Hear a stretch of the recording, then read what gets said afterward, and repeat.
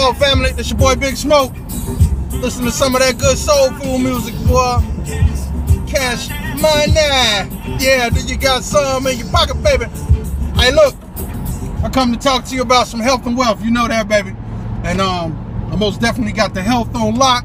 I most definitely got the wealth on lock. As much as I need for my family, I ain't trying to get it all, because more power, more money, more problems, and I most definitely don't need no stress in my life, because I'm a humble guy. So look, this is what I want to talk to you about, man. We're gonna go over who makes the most money in real estate. All right, that's like, if you never think about it, we're gonna talk about it today. Who the fuck makes the most money, right? Because I talk to people and they be like, Smoke, how you start up, man?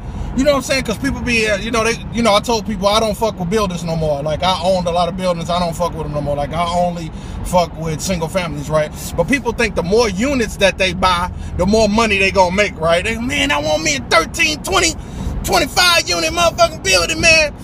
And that's not necessarily true, man.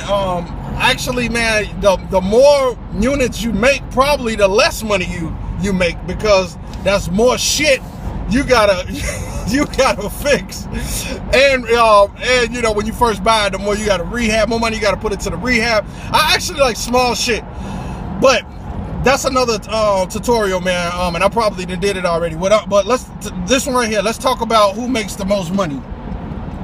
And I did my due diligence, as I always say, and shout out to due diligence, right? This what it is, man. Me personally, I would say the slumlord. The motherfucking slumlord, to me, makes the most goddamn money. And I'm going to tell you why I think the slumlord makes all the goddamn money. All right? Because of the overcrowdedness of our communities, everybody need a motherfucking place to stay, right? So no matter where you buy at, a motherfucker gotta live there. They just got to. If somebody need a roof, and if you got it, you might not get the money. Ain't no might to it. You might not, well, however you put it, fuck it. You might not make the money you want to make per month. Like I told you in another tutorial, if you buy an area where you got the house $10,000 and shit, and you looking to make $1,200, you ain't gonna get that shit, right? It's just fucking impossible, right? Unless you didn't add some additions onto the shit. And like I said, that community has to be making that type of money, right? And if it's fast foods around there, restaurants and the people working around there, they're not bringing in that type of money, right? So anyway, the slumlord, the motherfucker who got the raggediest crib, right, in the hood, that's the motherfucker who making all the money. The owner, the investor who invested in that community that never fixes shit. Think about it. He ain't fixing shit, man. So every time it's a problem, it's a leak, electrical problem, he getting the cheapest crackhead clucker motherfucker to come in your crib and fix that shit for the dirt. And people, man, they steady paying them, man. I don't care if that motherfucking rent, if it's a 2 or 3 bedroom, right, and that house been paid for over 30, 50 goddamn years, and it was handed to him, right? Goddamn it, he's making at least a 95% return on his money, if not a 100%, because it be some landlords, goddamn it, who fix shit they self, right? So them the motherfuckers, man, and they do the shitty job, right? They don't know how to do the drywall. It's a hole in the drywall. Yeah, you probably did it. It is what it is, but still in all though, right? That motherfucker, he come to fix the shit. You know what I'm saying? He put some motherfucking plaster over that shit. He buy that little patch shit, the little tape or whatever. Case in point, he do fucked up work, right? When it's a leak and shit, he fixed the shit, but it's another leak like a week later at the same damn problem, the same location. The leak, well, like, he just can't fix shit, but the right way. He never hires professional help, right? So the least that he invests in his property, and he does it himself, the more money he make every goddamn month, every year. It is what it is. So to me, the slumlord makes more money in real estate than the motherfuckers who's buying the shit. So if you meet that motherfucker that pull up in the Benz and the Hummer and all that shit in the Range Rover, and they making, and it seems like they're buying all the shit up, you like, man, they buying damn G. They got all that motherfucker. They buying shit consistently, man. Yeah, they getting it. Don't get me wrong. But I know a motherfucker who getting more.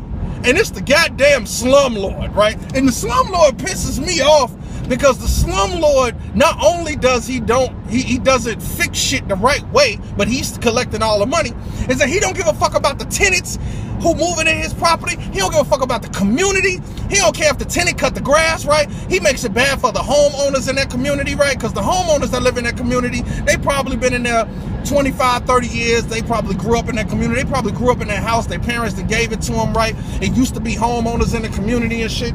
People that lost the houses, and then here come this old raggedy ass investor and shit. He come gets the house and don't have no interest. He doesn't even have a stake in the community. He gives no fucks, 0 fucks about the community, right?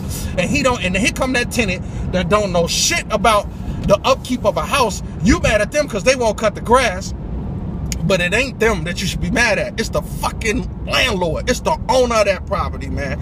So that's my motherfucking look and my view on the motherfucking who makes the most goddamn money. The less money that motherfucker put in his shit, you done put all kinds of money. Think about you. You done spent 30, 40,000 out your pocket, right? Every time, when you first do your rehab, don't get me wrong. When you first do your rehab, you good because you rehabbing everything. Everything should be motherfucking on point. Your electrical should be on point. Your plumbing should be on point. Matter of fact, if you spend that type of money, 30, 40,000 after everything, you shouldn't have no fucking problems as far as your roof, your electrical, and your plumbing for the next 36 goddamn months. Somebody who just bought a car after you finish rehabbing your shit, after they finish paying for that goddamn car, you should still have had not one fucking problem because everything goddamn new. And if you do have a problem, well, of course, there's 2 reasons, right? The person who did your goddamn rehab didn't do something right, or the goddamn tenant fucked it up, right? I mean, because the houses just don't fuck up them damn selves, right?